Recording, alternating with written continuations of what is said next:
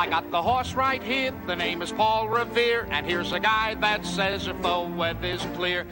Hello, racing fans, and welcome back to another edition of Handicapper's Corner, brought to you by the Derby Bar and Grill. I'm Mike Heads. I'm with Drew Forster. We're going to go through the Saturday, October the 19th races at Hastings. First race goes at 1:50. We do have 7 live races on the program. Should be a lot of fun. We're on the last 2 weekends of the season. 7 today, 7 Sunday, Yep. and then we're going to have a boatload. We're trying for bunch. as many as we can the following weekend. We're trying for 9 and 9 or 9 and 12 or whatever. Maybe not 12. As many as they can get. As many as they can get. Yeah. 10 and 10, 9 and whatever. We'll see how it works out. But 7 and 7 this weekend on Saturday and Sunday. And it kicks off with a 62.50 waiver claiming for 3 and up Colts and Geldings. Going 6.5 furlongs, field of 5. Tough to get by Bluegrass Angus. He doesn't run much, but when he does, he wins. There is other speed in here with Crackdown. I can see Crackdown going. I see him sitting just behind. Bill Smoking Bullets quick, too. But I got Bluegrass Angus on top of Crackdown. I threw in Always Sunny for third for Brian O'Connell. Good closing style. You saw that he won for 62.50 a few starts back, sprinting with a big closing move under Hamill. That could be to his advantage today because he is the big closer in here with a lot of speed, but Bluegrass Angus is tough to get by. I went 2-3-5.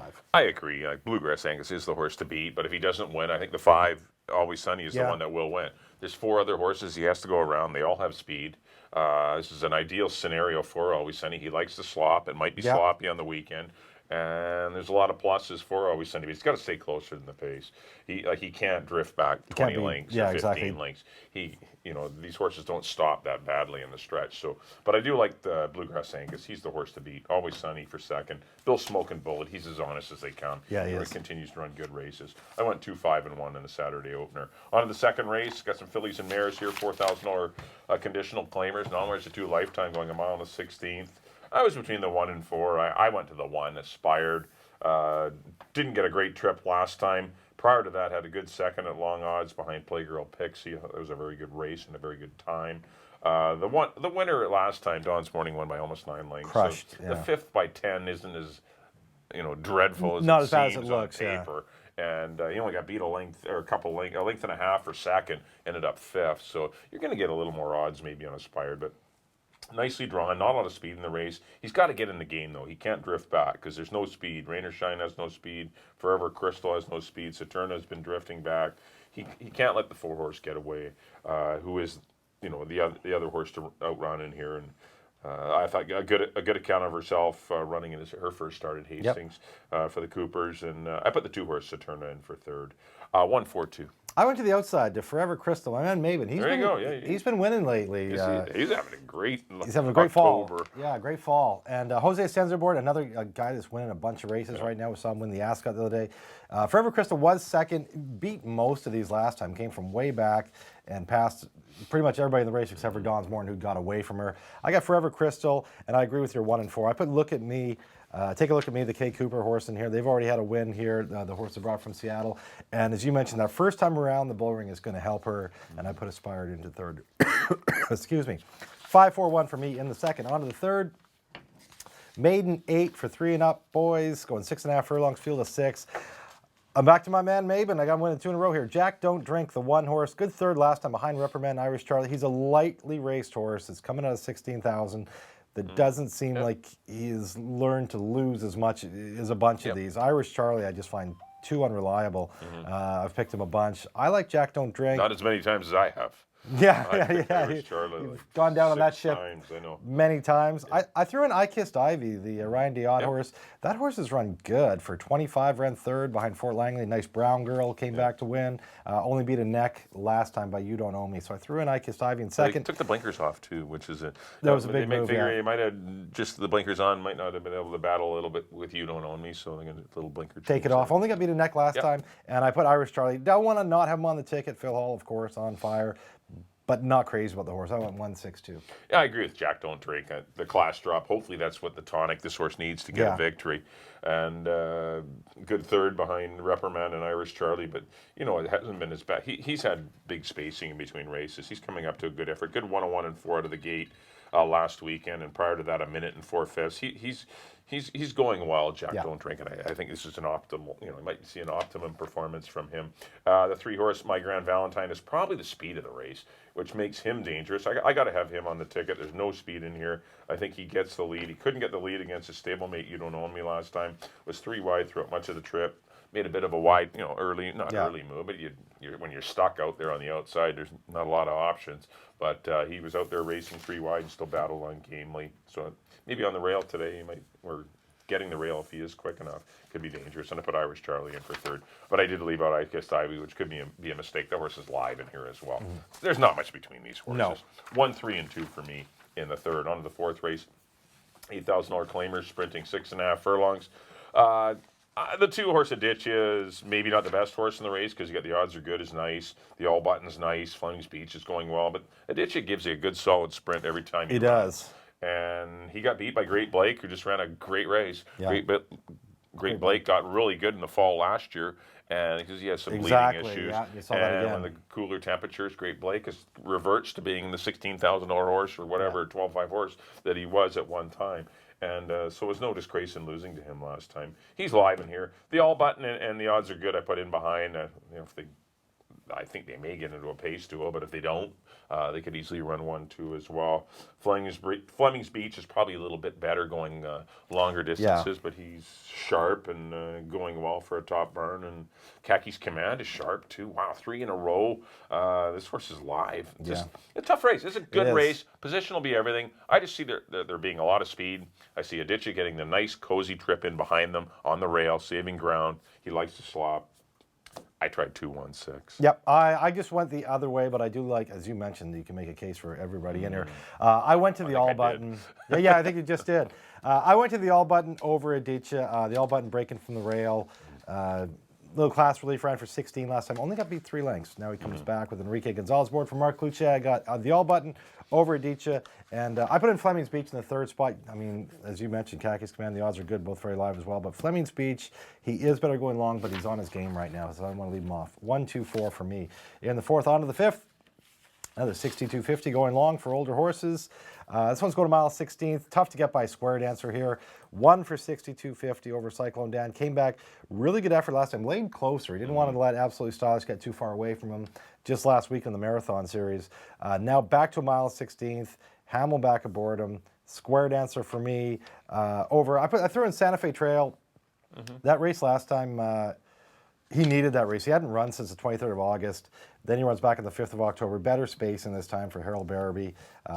Santa Fe trailing for second. I threw in Mustachio, the Maven horse, coming off a win last weekend actually, but a comfortable win in a non-3 event. Antonio Reyes sticks with him. 173. Yeah, Square Dancer finds a group he should be able to absolutely destroy. I mean, you got two fillies in here, or mares, Queen of Barnai and Maury Girl. You have... It's kind of a mixed bag of horses, and you'll see that towards the end of the year when you get horses just showing up. Trying to run. Yeah, because the races don't fill, and Queen of Barnai and Maury Girl, do they want to be in this race? Absolutely not. But they want to run, yeah. Their race did not fill, and they've opted to run in here. But Square Dancer is going to be the benefit of this. He's going to be really tough. Santa Fe Trail will be my next best horse. He's got to get in the game early, though. He can't drift back to last. He's got to stay in contention. His best races are when he's laying close to the pace, actually. He likes the outside draw. He likes racing on the outside. I'm hoping for Lenny Citron to put him near the lead, or not, because you got Mustachio and Peyton's Best, but he can be laying third behind those two. Yeah, exactly. That would be maybe a winning ideal scenario. If he's going to upset Square Dancer, that's the way to probably pull it off. And I put Peyton's Best in for third. I went 1, 7, and 4, but Square Dancer is tough to get past him. Yes. In race number 5, onto the 6th race. Maiden special weight for 2-year-old Colts and Geldings here. Actually, there's a filly in here, but going 6.5 furlongs. I like the 6 set to shine. I thought he was impressive in his. I liked him first time out. Yeah. He was 9-1. He ran like I thought he would. I was hoping he would win, but he was a little green in that race. He only got beat a length. The horses that had raced. Stablemate Sangria won the race. Jack Sprout and Wicked Fortitude. he'll be better second time out, one would think. And he looks like he might get a good pace to run at. Got the 4 Floral, has speed. The 5 Wicked Fortitude and the 7 Cascade Billy are all very quick. And I think there just could be that, and even the Free for Sure, number 8. I think there could be a good pace, and Set to Shine should get the trip in behind them. Wicked Fortitude, game run last time, ran a good race, did all the fighting on the head end, just got outrun, and still he's talented too. There's not much between those two. And I put the 7 horse Cascade Billy. I like this horse. This horse actually, drifted out on the final turn after getting a little tired. Obviously, it needed some time off after the race, but look at the works. Minute and 4/5, 101. This horse has worked back well. Yeah. This horse will be a little bit better, I think, as well. And Asensio riding nicely. I think those are the 3 horses I would want in here in my pick 4. Yeah. I went 6, 5, and 7. Well, I agree with you, top 2. I can't really decipher between those 2. Those are the 2 that I would have on my late pick 4 ticket. I went with Wicked Fortitude, Mark Luch and Amadeo Perez over Set to Shine. But it's tough to really draw a line between the 2 of them. But those 2, I threw in Floral, the filly, coming off a good second behind Sophie Soleil in a basically maiden special weight back in the 13th. So Enrique Gonzalez, Craig McPherson, live connections. 5, 6, 4 for me in the 6. On to the 7th, $4,000 claimant event for 3 and up colts and geldings. Maiden event, sorry. Field of 6. Well, I've picked this horse the last 2 times for sure. Broadway Dave. Going back to him, he's getting closer. 3rd 2 starts ago. 2nd behind Klondike Gentleman. Last time was a clear of the 3rd horse, Sweet Prince of Mine. Enrique Gonzalez sticks with for Phil Hall. Good connections. Broadway Dave. Today maybe is his day. P.S. Charlie Brown looks good in here too. Not sure what happened last time, but if you go back, the race 2 back over a sloppy track. Good second behind Sea Cadet, who's come back to run good against winners. P.S. Charlie Brown for me in 2nd. And I threw in Milton's horse. First time starter, Don't Cry for Cindy. The Shamrock Races table.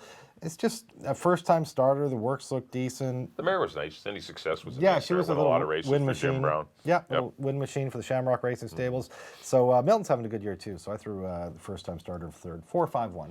Yeah, there's not a lot to love in here. I went P.S. Charlie Brown. Did defeat Broadway Dave in the slop 2 starts back, and it's going to hang my hat on that. I got to go 5, 4, and I put Mr. Tiz in for 3rd. That's the way I saw the last race. Don't love any of them, but somebody's got to win. Somebody's got to break their maiden. Maybe a good all-button race there. I don't know if it's all, but anyway. I went 5, 4, and 3 to close out the Saturday afternoon program. That'll do it for our analysis. Next up on screen will be a quick recap of our selections. Back in race number 1, I did go to the 2 horse Bluegrass Angus. Going to go 2, 5, and 1. Race number 2, I went to the 1 Aspired. Going to go 1, 4, and 2. Race number 3, I'm going to go with another 1. Jack Don't Drink over the 3 My Grand Valentine and the 2 Irish Charlie. Race number 4, I went to the 2 Aditya over the 1 The All Button, and the 6 The Odds Are Good. Race number 5, I went to the 1 Square Dancer, probably the best bet of the day. Yeah. He looks good. Yeah. 1, 7, and 4. Race number 6, I went to the 6 Set to Shine. Going to go 6, 5, and 7. And then the 7th and final, I went to the 5 P.S. Charlie Brown. Going to go 5, 4, and 3. On to my picks, so we go back in the first. I agree with Mike. Number 2, Bluegrass Angus looks tough over the 3 and the 5. The 2nd, I went to the 5, Forever Crystal over the 4 and the 1. The 3rd, number 1, Jack Don't Drink over the 6 and the 2. The 4th, I went to the old horse number 1, The All Button over Adichie and Fleming's Beach. The 5th, I agree with Mike. Probably best bet on the card here. Number 1, Square Dancer over the 7 and the 3. The 6th, the Baby Race, I went to the Cluche Run. Number 5, Wicked Fortitude over the 6 and the 4. The nightcap went to my old buddy, number 4, Broadway Dave over the 5 and the 1. All right, thanks everyone for tuning in to Handicapper's Corner. A quick reminder, our next live card will be Sunday, of course, October the 20th. First race at 1:50. No stakes races on the programs either day, but the riders, it's an interesting battle for leading rider. Antonio Reyes, Richard Hamill, Enrique Gonzalez, and Amadeo Perez, all right, within a handful of wins. Amadeo Perez right back in the mix after winning 5 on Sunday. So there's still lots going on, lots of excitement at Hastings, which is always a lot of fun. But once again, our next live card will be tomorrow, Sunday, first race at 1:50. On behalf of Drew, thanks everyone for tuning in. Good luck in your wagers on the Saturday program. We'll see you next time here at the Derby Bar and Grill.